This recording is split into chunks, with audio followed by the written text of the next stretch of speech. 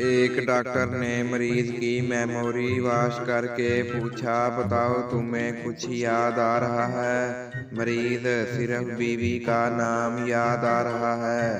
Doctor, सब कुछ format हो गया लेकिन वायरस नहीं गया। अस्पताल का अमला एक शख्स के पीछे भाग रहा था। लोगों ने पूछा, क्या हुआ? डॉक्टर, 4 बार ऐसा हुआ है। ये दिमाग का ऑपरेशन करवाने आता है और टेंट करवा कर भाग जाता है।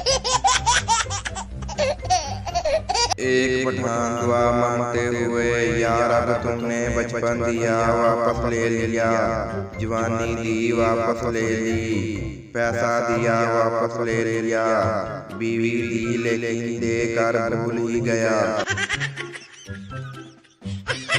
शेख साहब के कुछ रिश्तेदार उनसे मिलने आए। बीवी ने किचन में शेख साहब को बुलाया और बताया कि घर में चीनी नहीं है। शेख साहब ने बीवी से कहा, दूध पत्ती हमेशा की तरह कम डालो और पानी ज्यादा डालकर चाय बनाओ, बाकी मैं संभाल लूंगा।